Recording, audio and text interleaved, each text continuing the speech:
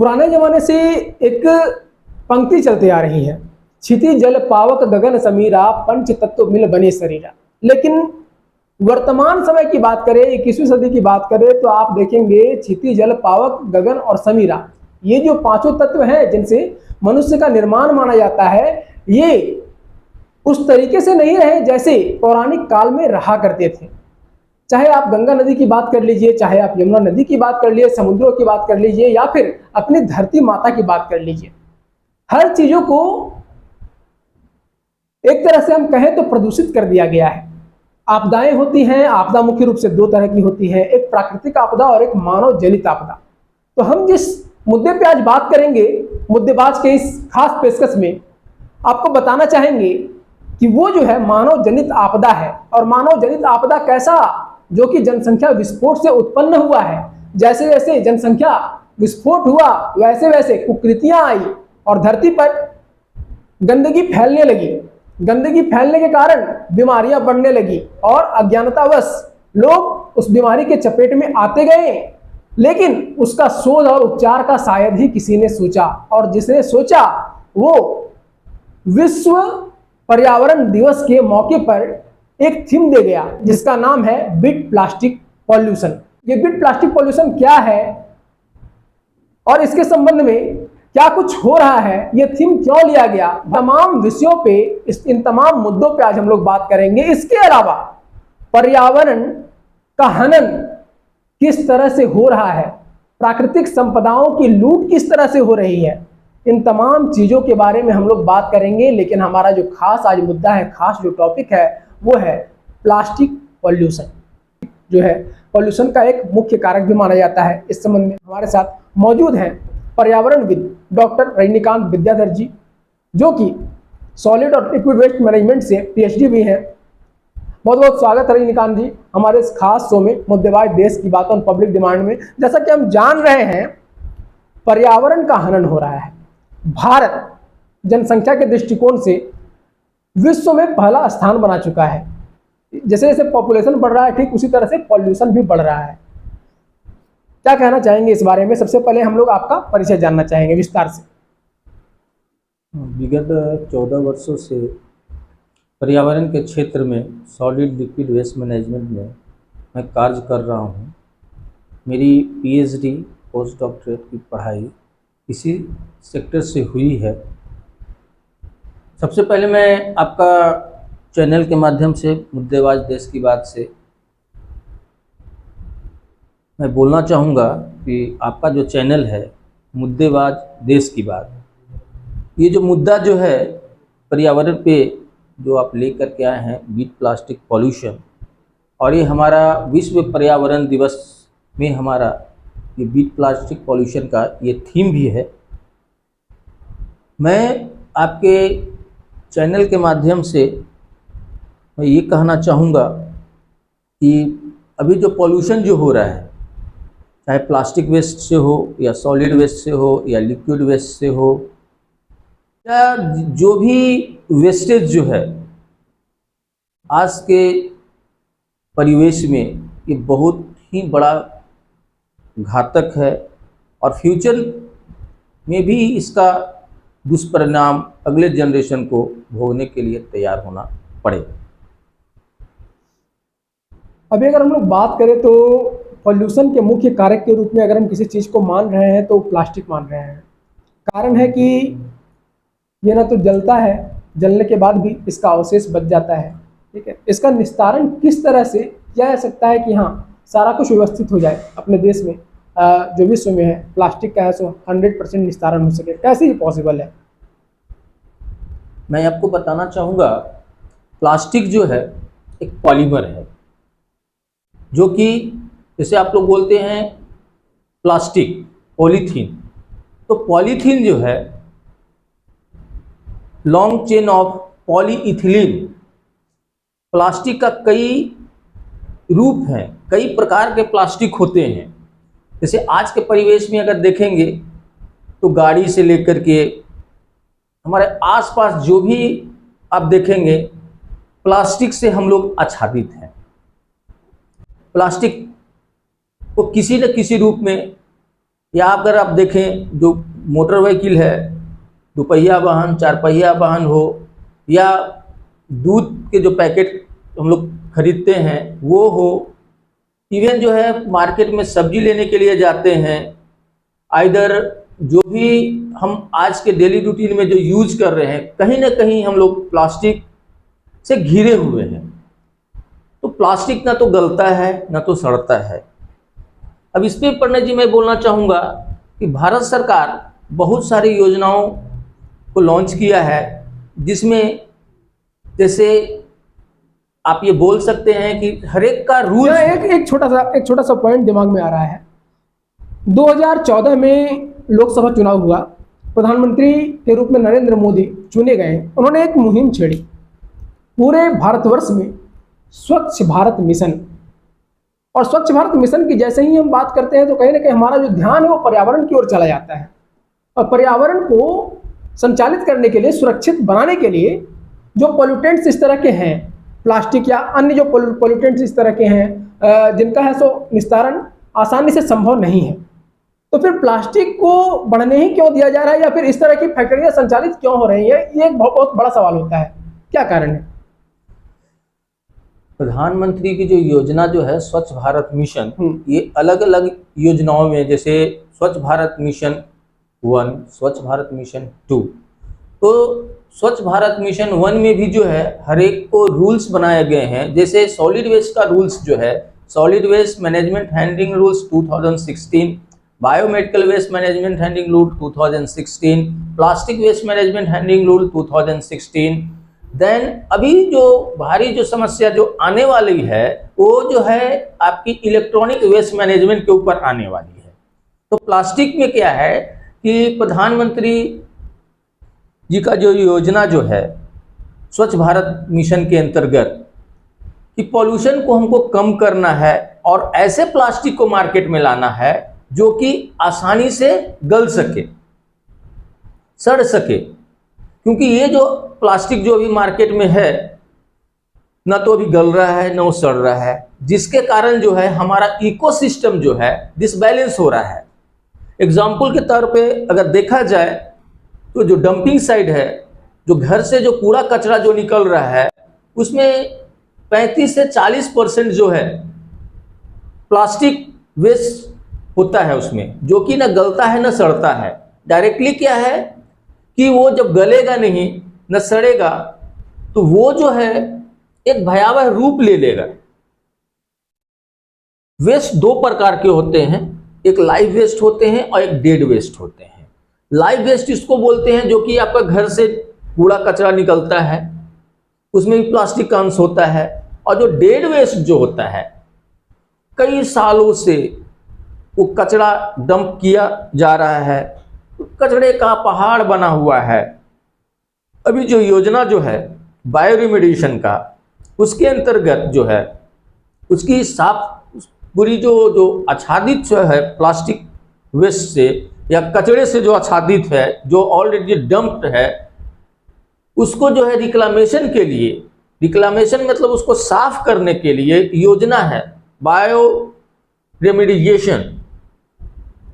अब क्या है, जो प्लास्टिक वगैरह जो है उसको क्या अभी लोग कर रहे हैं, जो गवर्नमेंट का जो रूल्स में, कि उसको आरडीएफ बना दे रहे हैं। और वो आरडीएफ जो है जिसको हम लोग बोलते हैं रिफ्यूज ड्राइड फ्यूल, वो जो है फर्नेस में जा करके एक तरह से आप उसको बोले कि कोयले के सब्स्टिट्यूट के रूप में उसको इस्तेमाल किया जा रहा है। और इसे मैंडेटरी भारत सरकार ने किया है। अब माना जाए कि प्लास्टिक जो है बैन तो हुई है, भारत सरकार का योजना जो है कि प्लास्टिक जो है वैसे प्लास्टिक को यूज करना है जो कि इन्वायरमेंट को नुकसान ना करे, मतलब जो कि इजीली जो है पर्यावरण में वो गल जाए, सड़ जाए और प्राकृतिक में मिल जाए। एग्जाम्पल के तौर पे मैं आपको कुछ प्लास्टिक में दिखाने वाला हूं, जो कि आपको उससे समझ में आ जाएगा कि ये जो प्लास्टिक जो है, गलने वाली प्लास्टिक कौन सी है और नहीं गलने वाली प्लास्टिक कौन सी है। अभी जो योजना जो है भारत सरकार का कि बैन प्लास्टिक, जितने भी झारखंड में जो यूएल भी है, नगर विकास, नगर पंचायत, नगर परिषद, वहाँ सरकार का सख्त आदेश है कि हम वैसे प्लास्टिक को यूज करें जो कि पर्यावरण को नुकसान नहीं करे और इजीली जो है हमारा इन्वायरमेंट में। एक बहुत बड़ा पॉइंट है यहाँ पे, बहुत बड़ा पॉइंट आपका ये आ जाता है कि जो आपने बात की अभी म्युनिसिपल कॉरपोरेशंस की, चाहे वो नगर निगम हो, नगर परिषद हो, नगर पालिका हो या नगर पंचायत हो, हर जगह पे गवर्नमेंट योजनाएं चला रही हैं और उन योजनाओं में कचड़ों के निस्तारण पर बल दिया गया है। जैसे सेग्रीगेशन की अगर बात करें तो सबसे पहले जब डोर टू डोर कचरा उठाने जाता है गाड़ी, कूड़ा गाड़ी, तो वहाँ हम देखते होंगे कि गीला कचरा अलग और सूखा कचरा अलग जाता है और उसमें हर तरह के कचरे रहते हैं। सूखे में तो सूखे आते हैं, गीले में गीले आते हैं, लेकिन पॉली बैग्स आप देखते होंगे। इसका सेग्रीगेशन के बाद कैसे क्या इसका हो पाता है, इसके बारे में हम जानना चाहेंगे आपसे। बहुत अच्छा सवाल है आपका कि डोर टू डोर जो कलेक्शन जो होता है कचरे का, आपने बहुत अच्छी बात रखी है। क्योंकि यहाँ पे देखिए, यहाँ पे गवर्नमेंट जो है, गवर्नमेंट सोच रही है कि नहीं उससे गैस इवॉल्व हो सकता है। इसके अलावा और जो प्लानिंग से, जैसे आपने बताया कि प्लास्टिक को अलग करके उससे कोयला बनाया जा सकता है, या फिर आजकल जो दौर चल रहा है हैदराबाद वगैरह में हम लोग को जानकारी मिली कि पॉलीबैग्स का जो है इस्तेमाल हो रहा है, प्लास्टिक्स का इस्तेमाल हो रहा है रोड वगैरह बनाने में, कंस्ट्रक्शन में, तो वहां पे इसको आसानी से खपा दिया जा सकता है। ये तमाम चीजें हैं, लेकिन एग्जिस्टेंस की अगर बात करें या फिर जो गवर्नमेंट रूल्स लाई है उनकी अगर हम बात करें तो क्या वाकई में उसका निस्तारण हो पा रहा है या फिर महज ये खाना पूर्ति है? अगर मेन मुद्दे की अगर बात की जाए, खास करके झारखंड के परिवेश में, और जगह के परिवेश की मैं बात नहीं करता हूं कि क्योंकि हम लोग झारखंड से बिलोंग करते हैं, अपने राज्य को ही यहाँ पे प्रमोट करना है कि हमारे यहाँ जो कचरे प्रबंधन का जो योजनाएं जो हैं, स्वच्छ भारत मिशन का योजना जो है, मात्र जो है ये खाना पूर्ति है। लोग बोल रहे हैं सरकार का पैसे जा रहा है, डोर टू डोर कलेक्शन के लिए जो है सरकार ने डोर टू डोर कलेक्शन के लिए एजेंसियां भी हायर की है। नहीं, यहाँ पे आपने खाना पूर्ति की जैसे बात कर दी कि नई योजनाओं में जो खाना पूर्ति चल रही है, स्वच्छ भारत मिशन के तहत करोड़ों रुपए फंड दिए जा रहे हैं एक म्युनिसिपल कॉर्पोरेशन को, जहां तक हम लोगों को जानकारी है। तो इसके तहत आपने जो खाना पूर्ति की बात की, वो वाकई में केंद्र सरकार, ये क्या कहते हैं, स्टेट गवर्नमेंट, या फिर किसकी कोताही यहाँ पे, किसकी लापरवाही है? लापरवाही यहाँ पे हम सरकार को बोलेंगे, क्योंकि सरकार हमारी जो है मुखिया है। जिसका मुखिया ही सही नहीं हो, वहां पे आप किसी भी योजना को आप त्वरित गति से नहीं चला पाए, नहीं चला सकते हैं, क्योंकि यहाँ पे क्या है कि खाना पूर्ति हो रहा है, सबको चाहिए लूट खसोट, सबको चाहिए घूस चाहिए। काम तो हो रहा है, फंड भी आ रहा है, धरातल पे कोई भी काम हो, या सॉलिड वेस्ट का काम हो, या लिक्विड वेस्ट का काम हो, या हैजार्डस वेस्ट का काम हो, इवन जो है फीकल स्लज मैनेजमेंट की काम हो, कोई भी प्रोजेक्ट के अगर उठा के देख लिया जाए, कोई भी योजना को उठा के देख लिया जाए, तो अभी नगण्य के बराबर है, शून्य के बराबर है। मैं आपको एग्जाम्पल के तौर पर बताना चाहूंगा कि स्वच्छ भारत मिशन के अंतर्गत आज से 10 शहरों में डोर टू डोर कलेक्शन के लिए निविदाएं निकाली गई, काम भी हुआ, काम हो भी रहा है। लेकिन अगर उसको देखा जाए, क्योंकि कचरा जो है, आपने आई थी महामारी जो फैली थी, ये क्या था? ड्यू टू पॉल्यूशन है, ये बैक्टीरिया, वायरस, फंगस, क्योंकि कचरे में जो होता है बहुत सी संख्या में बैक्टीरिया, वायरस होते हैं, और ये जो है वातावरण में फैलते हैं। एग्जाम्पल के तौर पे मैं आपको बताना चाहूंगा, खास करके मवेशी के बारे में और जलीय जीव जंतु के बारे में मैं बताना चाहूंगा, और ह्यूमन बींग्स के बारे में बताना चाहूंगा कि जो जहां पे कचरा डंप हो रहा है उसके आसपास के लोग जो हैं, हो, चाहे वाटर पॉल्यूशन से ग्रसित हो या हेल्थ हैजार्ड से ग्रसित हो, कहीं ना कहीं जो है पॉल्यूशन की मार जो है आसपास के एरिया में फैल रहा है।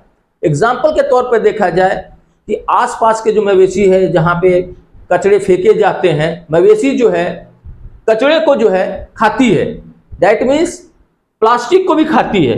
बहुत सारे ऐसे घटना सुने होंगे कि कचरे खाने से जो है कई मवेशी मर गए।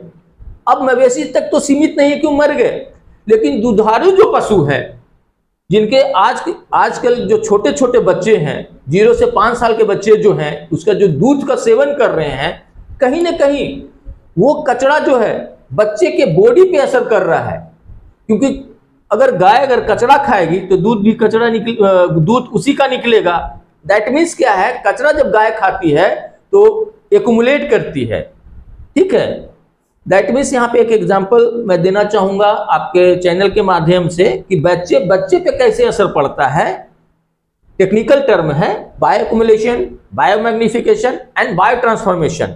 कचरे गाय खाती है और ट्रांसफॉर्म होकर के वो जो दूध जो है बच्चे में जाती है। दैट मीन्स जो भी दूध जाएगा बच्चे में, तो जो भी ऑर्गेनिक और इनऑर्गेनिक मटेरियल्स जो है जो दूध में आया, डायरेक्टली जो है बच्चे के बॉडी में गया, जिससे बच्चे का हेल्थ का असर बहुत ही ज्यादा पड़ेगा। सेकेंड एग्जांपल के तौर पे देख लिया जाए, सपोज कचरे का पहाड़ है, बारिश का समय है, ड्यू टू इनफिल्ट्रेशन वो कचरा जो है, कचरे का जो जिसको बोलते हैं हम लोग लिक्विड कचरे का, सेमी लिक्विड सॉलिड और सेमी सॉलिड लिक्विड, वो जो है ग्राउंड वाटर में जाएगा, आसपास के ग्राउंड वाटर को जो है पॉल्यूट करेगा। दैट मीन्स डायरेक्टली जो है जो आज के परिवेश में जो आसपास जो लोग रह रहे हैं, या बोरिंग का पानी पी रहे हो या तालाब का पानी पी रहे हो, उनके बॉडी में भी जाएगा। दैट मीन्स डायरेक्टली और इनडायरेक्टली जो है ह्यूमन बींग्स पे पड़ रहा है। अगर मान लिया जाए कि आसपास खेत है तो खेतों पे भी उसका असर पड़ रहा है, क्योंकि जब हवा चलेगी गर्मी के दिनों में तो उस पर जो डस्ट बैठेंगे वो कहीं ना कहीं प्लांट पे आके बैठेंगे, उसका जो ऑर्गेनिक इनऑर्गेनिक मटेरियल्स जो रहेगा उस प्लांट को, उस फसल्स को जो है, फसल जो रहेगी उस पर भी असर पड़ेगा। कहीं ना कहीं जो है आप जो है देखेंगे कि हेल्थ हैजार्ड, रिस्क हैजार्ड होता ही है।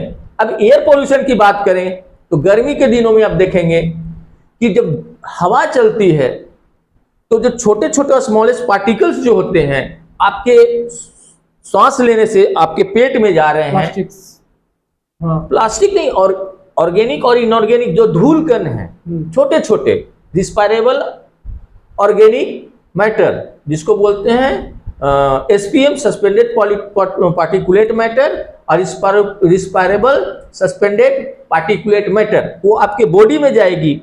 बॉडी में जाने से क्या है, आपकी बॉडी को इफेक्ट करेगी। बिल्कुल। फोर्थ पॉइंट मैं बोलना चाहूंगा कि इसका निस्तारण जो है किस ढंग से किया जाए, किस वैज्ञानिक पद्धति से किया जाए और कौन सी टेक्नोलॉजी से किया जाए और किसकी टेक्नोलॉजी से किया जाए। आज के डेट में जो प्लास्टिक का बोतल्स जो है, हम लोग जनरली 12-15 रुपया के प्लास्टिक की बोतल खरीदते हैं, पानी पीते हैं और फेंक देते हैं।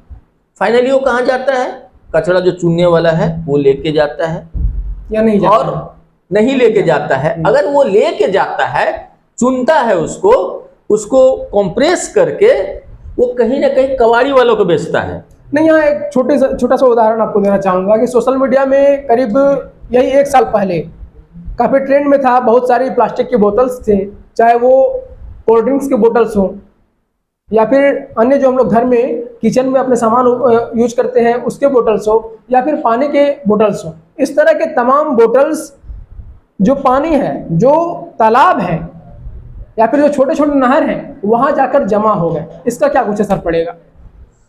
अब प्लास्टिक का जो बोतल्स जो है या प्लास्टिक है, बिल्कुल, मैं मैं एग्जांपल यहाँ पे भी आपको देना चाहूँगा कि कोई तालाब है जी, उसमें आप बोतल्स डाल दिए, उसमें मछली पल रही है, एक्वेटिक लाइफ वहां पे है, अब बोतल से और प्लास्टिक से आच्छादित है, तो वहां सूर्य की रोशनी नहीं जाएगी, वहां पे हरा हरा कलर का प्लांट उग जाएगा, जिसको हम लोग बोलते हैं फाइटोरेमिडिएशन, मतलब अलगल ब्लूम उग जाएगा।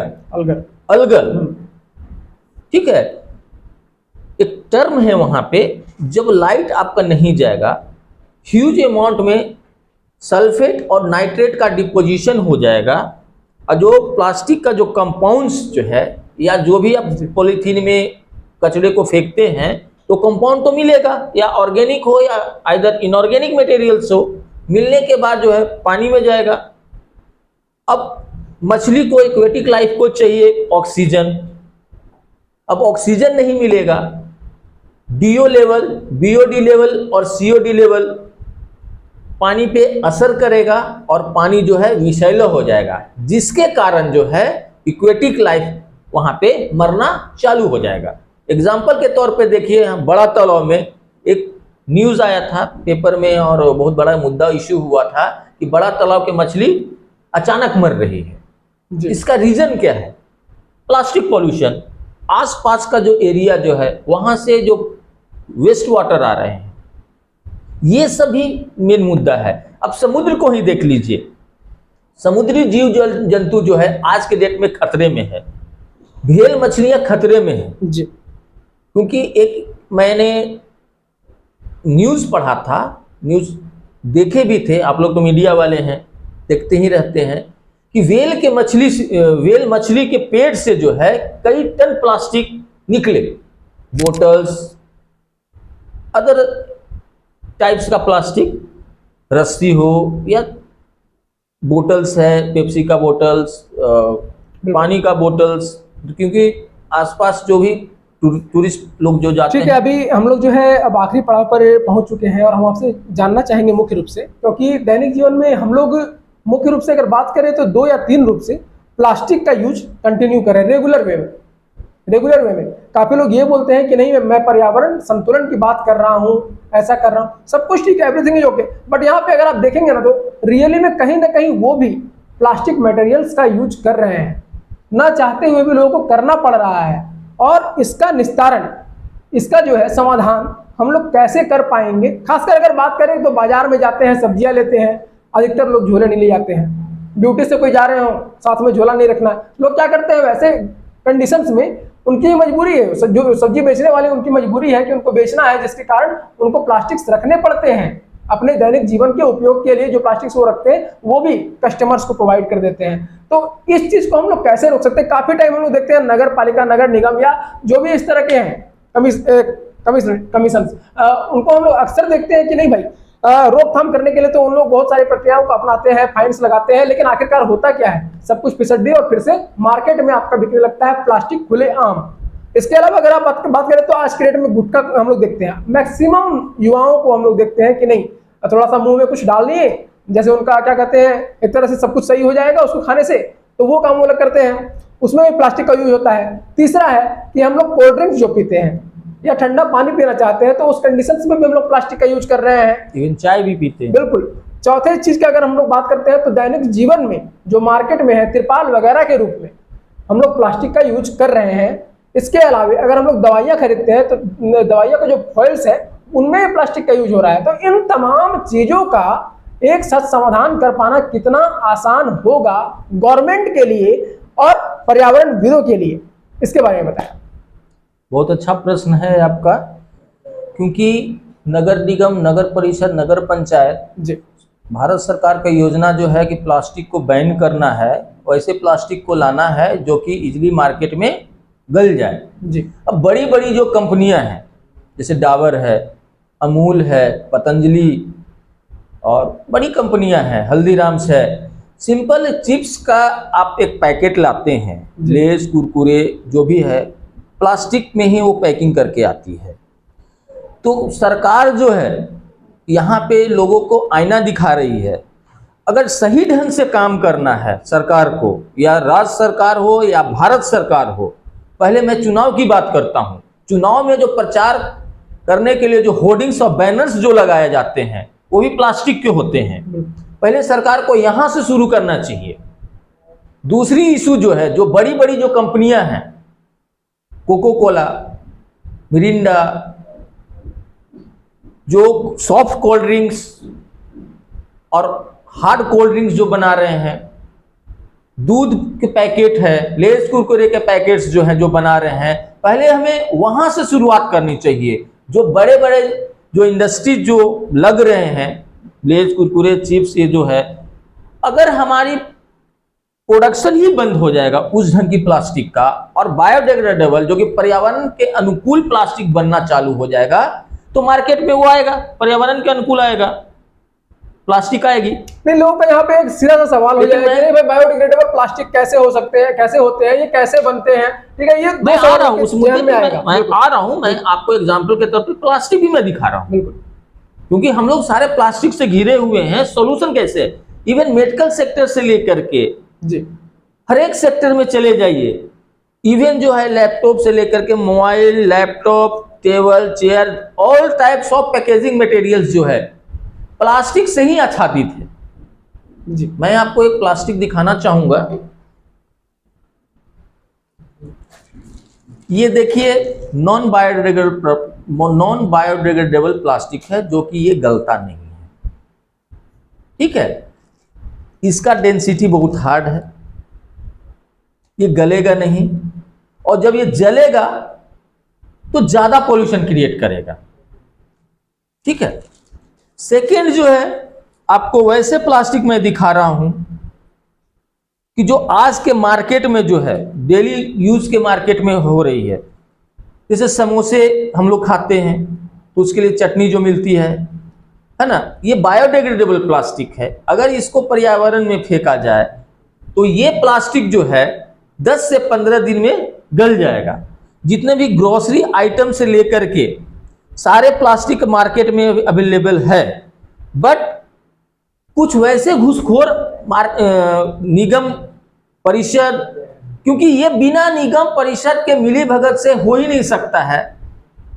अगर छापामारी कर रहे हैं तो ये छोटे व्यवसायी को कर रहे हैं, खोमचे वाला को कर रहे हैं, सब्जी बेचने वाला जो है उसको कर रहे हैं, डरा धमका रहे हैं। अगर करना ही है तो बड़े जो नहीं, यहाँ पे सवाल सीधा है, यहाँ पे सवाल सीधा है। लोग पूछेंगे भी आपसे कि नहीं, आपने ये जो दिखाया है, ये जो पॉलीबैग्स का आपने सब्स्टिट्यूट यहाँ पे दिखाया है, हर तरह के पॉलीबैग्स अवेलेबल है मार्केट में, जो कि बायोडिग्रेडेबल हैं, आसानी से गल जाते हैं, और 180 दिन में फुल्ली डिकम्पोज होने वाला बैग्स है, जो कि बायोडिग्रेडेबल है, और आप इसको जलाएंगे तो बहुत ज्यादा ये पॉल्यूशन नहीं करता है। नहीं, जिस तरह ये से जलाने के बाद जो है, ये जलाने के बाद जो है, इसका जो मैन्युफैक्चरिंग जो है जी, ये भूसे से बना हुआ है, प्राकृतिक चीजों से बना हुआ है, इजिली प्राकृतिक में मिल जाएगा। अब लोग ये पूछेंगे, अब यहाँ पे लोग आपसे ये पूछेंगे कि आपने जिस सब्सटेंस की बात की, जिन तत्वों की बात की, वो तत्व क्या है? तो आपको हम भी बताना चाहेंगे कि अभी मार्केट में ऑलरेडी इस तरह के पॉलीबैग्स, आप इसको नहीं कहेंगे बल्कि बायोडिग्रेडेबल सब्सटेंस से बना हुआ जो थैला है वो आप कह सकते हैं, ये आपको मार्केट में मिल रहा है, जो कि प्लास्टिक का सब्स्टिट्यूट है, पॉलीबैग्स का सब्स्टिट्यूट है, और इसका आप उपयोग अपने दैनिक जीवन में कर सकते हैं, ताकि हम तो सुरक्षित रहेंगे ही, हमारा पर्यावरण भी सुरक्षित रहेगा और उसको हम संरक्षित कर पाएंगे। इसके अलावा ये सबसे बड़ी बात है, ये कैसे बनता है? तो हम लोग मक्का का जो ऊपर का जो छिलका होता है, जो पतला पतला छिलका होता है, इसके अलावा ऐसे कई तत्व, जैसे भूसा होता है, तो ऐसे कई तत्व हैं जिनसे मिलकर इस तरह के बैग्स बन रहे हैं, और इसका उपयोग हो सकता है बड़े लेवल पर। इसके आगे आप बताइए कैसे क्या होता है जी। ये जो है, अब बायोमेडिकल वेस्ट के बारे में बात कर लें, जो कि सबसे ज्यादा हेल्थ हैजार्ड पे की बात करते हैं। ये बायोमेडिकल वेस्ट जो है, छोटा सा चीज दिखाना चाहूंगा, यहाँ स्पष्ट लिखा हुआ है, जरा पढ़ेंगे आप। बायोडिग्रेडेबल इंसारेबल बैग, इसमें जो है आपका हॉस्पिटल वेस्ट कलेक्शन होता है।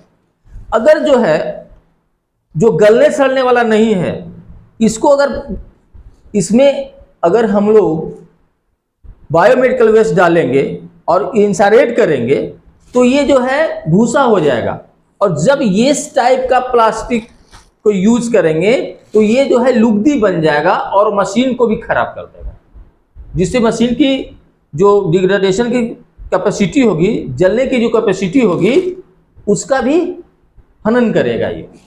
अब आपसे मैं बात करना चाहूंगा कि प्लास्टिक वेस्ट पे झारखंड में क्या चल रहा है अभी। बिल्कुल, अभी जैसे हम लोग देख रहे थे, जागरूकता कार्यक्रम एक चलाया गया था 3 तारीख को हमारे झारखंड की राजधानी रांची में। जागरूकता कार्यक्रम के तहत मोरहाबादी मैदान से साइकिल रैली निकाली गई। हमारा ये सीधा सा कहना है कि लोग अगर स्वयं में खुद जागरूक हो जाएं पर्यावरण के प्रति, तो फिर उनको अन्य लोगों को जागरूक करने की जरूरत नहीं पड़ेगी, और टाइम वेस्टेज जो होता है उसकी जरूरत नहीं पड़ेगी, जागरूकता की जरूरत ही नहीं पड़ेगी जब लोग खुद से जागरूक हो जाएं। आपसे ये सीधा यहाँ पे सवाल करना चाहेंगे कि झारखंड गवर्नमेंट, स्टेट गवर्नमेंट हमारा जो है झारखंड सरकार, वो पॉलीबैग्स जो कि एक पॉल्यूटेंट है, पॉल्यूशन का कारण है, इसके निस्तारण को लेके अच्छी तरह से कैसे काम कर रही है? यहाँ पे मैं आपको बताना चाहूँगा, आपके चैनल के माध्यम से बताना चाहूँगा, मेन हम लोग को जो है इसकी जड़ को पकड़नी चाहिए। बिल्कुल। लोग यहाँ पे जड़ को नहीं पकड़ रहे हैं। सरकार योजनाएं निकाल रही है, तरह तरह की योजनाएं निकाल रही है, पैसे भी खर्च कर रही है। एग्जाम्पल के तौर पे देखा जाए तो हजारों करोड़ रुपया जो है सरकार खर्च कर रही है जी। इसके लिए लोग, सरकार जो है कंसल्टेंट को भी बहाल कर रहा है, कंसल्टेंट उस पर काम भी कर रहा है, लेकिन वैसे कंसल्टेंट काम कर रहे हैं जिनको कुछ आता ही नहीं। एग्जाम्पल के तौर पे बताता हूं कि अभी एक टेंडर निकला हुआ था लीगेसी बेस के ऊपर। जैसे एक एग्जाम्पल है कि जो गांव देहात में बोलते हैं ना, लंगूर को अंगूर मिल गया। बिल्कुल। जिसको कोई ज्ञान ही नहीं हो, उस आदमी को अगर वैसे प्रोजेक्ट दे दिया जाएगा तो क्या करेगा? किसी दूसरे से बनाएगा, ऑथेंटिक डेटा नहीं उसके पास होगा। मैं चैलेंज करना चाहता हूं आपके मीडिया के माध्यम से, लीगेसी वेस्ट, सॉलिड वेस्ट जो है योजना है, उसकी जांच होनी चाहिए। डीपीआर से लेकर के उसका जो अभी जितने भी प्लांट जो चल रहे हैं अभी और जो प्लांट बन रहे हैं, हेमंत सरकार से मैं आग्रह करूंगा कि अगर पब्लिक को जो है और अगले चुनाव में आना है, समाज के लिए कुछ कार्य करना है, स्वच्छता के ऊपर कार्य करना है, तो वैसे जड़ को पहले सफाया करना पड़ेगा। मैं आपके चैनल के माध्यम से किसी का नाम नहीं लेना चाहूंगा। लीगेसी बेस में यहां तक ये हुआ कि डीपीआर हवा में बना दी गई, रिपोर्टें हवा में बना दी गई, साइट विजिट हवा में कर दिया गया। एग्जाम्पल सपोज आपकी घर बन रही है तो मैं तो आपसे परमिशन लूंगा ना कि आपकी जो घर बन रही है, बिना आपके गए हुए मैं घर बना दूंगा आपको बिना इंटीमेशन से। हमारा यहाँ पे ये काउंटर आपसे होगा कि लोगों का तो ऐसा मानना था कि नहीं भाई, कचरा जो है रोजगार का साधन बन सकता है। लोगों ने रोजगार का साधन तो बनाया है, लेकिन ये भ्रष्टाचार का साधन कैसे बन गया? जब भ्रष्टाचार होता है, भ्रष्ट आचरण करना ही भ्रष्टाचार होता है। आपने सपोज आप किसी गुरुजी से पढ़ते हैं, पढ़ाई करते हैं या कोई भी काम करते हैं या डायग्नोसिस हॉस्पिटल में जाते हैं, डायग्नोसिस करवाते हैं। सपोज आपको लीवर का प्रॉब्लम है, तो जब तक आपकी सही डायग्नोसिस नहीं होगी, जांच सही नहीं होगी, तो उस जगह पे आप नहीं पहुंच सकते हैं, सॉल्यूशन की ओर नहीं जा सकते हैं। जब आपकी डायग्नोसिस सही होगी तो आपकी उस डायग्नोसिस के बेस पे जो है आपकी ट्रीटमेंट होगी। यहां डायग्नोसिस ही नहीं है, हवा में ही रिपोर्ट बन रही है, हवा में कार्य संपादित हो रहा है, पीएमसी धड़ल्ले से उसका जो है ठेकेदार को बिल पास कर रहा है, ना क्वालिटी चेक हो रही है, न किसी प्रकार का कोई चेक हो रहा है। इसमें सरकार मिली भगत, डिपार्टमेंटल मिली भगत से कार्य हो रही है। तो कैसे निस्तारण करेंगे? सॉलिड वेस्ट हो या लिक्विड वेस्ट हो या फीकल स्लज मैनेजमेंट हो, कोई भी योजना जो है स्वच्छ भारत मिशन से लेकर के कोई भी योजना जो है सरकार का, या जल नल योजना हो या कुछ भी हो, कभी हो ही नहीं सकता है। इसीलिए सरकार को सजग रहना चाहिए और इसकी समय समय पे जांच करती रहनी चाहिए कि जो मेरा काम जो हो रहा है, जो हम पैसे जो खर्च कर रहे हैं, लोगों के ऊपर खर्च कर रहे हैं, योजनाओं के ऊपर खर्च कर रहे हैं, सही डायरेक्शन में हम खर्च कर रहे हैं या नहीं कर रहे हैं। चलो, तो आप यहाँ पे सुन रहे थे पर्यावरणविद डॉक्टर रजनीकांत विद्याधर जी को, जिन्होंने खासकर प्लास्टिक से जो पॉल्यूशंस हो रहे हैं और इसका निस्तारण कैसे संभव है, किस तरह से हम लोग बायोडिग्रेडेबल बैग्स का इस्तेमाल करके पॉल्यूशन को रोक सकते हैं काफी हद तक, इन तमाम चीजों के बारे में इन्होंने विस्तार से जानकारी दी। इसके बाद जो तत्व हैं, जो प्रदूषक तत्व हैं, वो एक तरह से कमाई का जरिया कैसे बना और कमाई से भ्रष्टाचार का साधन कैसे बना, इन तमाम चीजों के बारे में रजनीकांत विद्याधर जी ने विस्तार से बताया। इसी के साथ मुद्देबाज देश की बात और पब्लिक डिमांड की ओर से प्रणय का प्रणाम। और मुद्देबाज देश की बात के साथ आप बने रहे। आगे भी हम लोग देशव्यापी, राष्ट्रव्यापी और राज्यव्यापी विभिन्न मुद्दों को दर्शाते रहेंगे, दिखाते रहेंगे। हमारे साथ बने रहें। बहुत बहुत धन्यवाद, शुक्रिया आपका।